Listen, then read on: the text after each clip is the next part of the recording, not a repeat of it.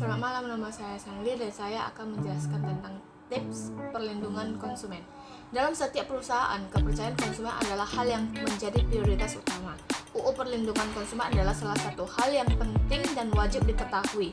Kenapa? Agar di kemudian hari, kita tidak akan tertipu atau merasa dirugikan dengan suatu barang atau hal yang dibeli lalu dikonsumsi. Perlindungan konsumen adalah keseluruhan peraturan dan hukum yang mengatur hak dan kewajiban konsumen dan produsen yang timbul dalam usahanya untuk memenuhi kebutuhannya dan mengatur upaya-upaya untuk menjamin terwujudnya perlindungan hukum terhadap kepentingan konsumen. Ada beberapa hak konsumen, diantaranya hak untuk memilih barang, hak untuk mendapatkan kompensasi dan ganti rugi, hak untuk mendapatkan barang atau jasa yang sesuai, hak untuk menerima kebenaran atas segala informasi yang pasti, dan terakhir adalah hak pelayanan tanpa tindak diskriminasi. Ada beberapa tips yang perlu dipegang konsumen saat bertransaksi. Yang pertama itu adalah pastikan dulu item yang akan dibeli dan perkirakanlah harga sesuai dengan kebutuhan sehari-hari. Ini penting agar ada skala prioritas yang dibeli. Yang kedua itu adalah pastikan mekanisme pembayaran, tunai atau kartu kredit, atau fasilitas OVO atau sejenisnya. Yang ketiga itu adalah pastikan sistem pembayaran dari merchant supermarket atau supplier kebutuhan. Yang keempat itu adalah jangan buang bukti transaksi sesuai dengan penjelasan pasal 46 ayat 1 huruf B UU nomor 8 tahun 1999 tentang perlindungan konsumen. Bukti transaksi boleh dibuang jika item barang yang dibeli sudah sesuai dengan kebutuhannya. Khusus untuk kartu kredit, bukti transfer dari mesin EDC baru dibuang jika Anda sudah memastikan tagihannya sudah dibayar serta sudah diverifikasi bank penerbit kartu kredit. Itu saja beberapa tips perlindungan konsumen yang bisa saya jelaskan. Terima kasih.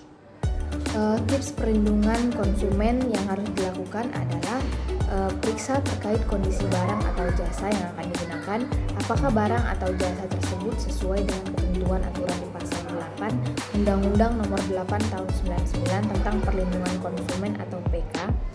Kemudian konsumen diharapkan berpikir kritis terhadap produk, barang, atau jasa yang akan digunakan. Bila ada keluhan atas ketidaknyamanan, keamanan, keselamatan saat mengonsumsi barang atau jasa, maka konsumen bisa mengadukan ke pihak terkait sesuai dengan pasal 4 Undang-Undang Perlindungan Konsumen.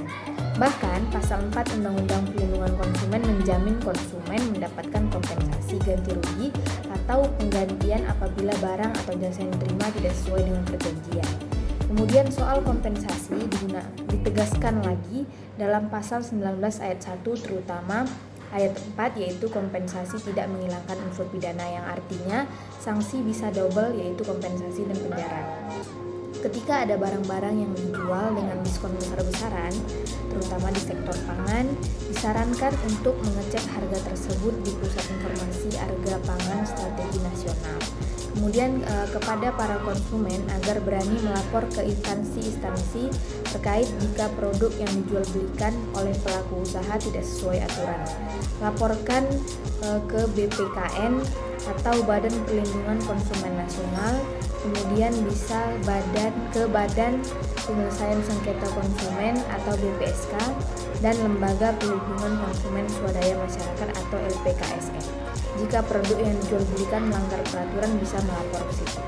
Nah, beberapa tips bijak untuk konsumen agar menjadi konsumen cerdas ketika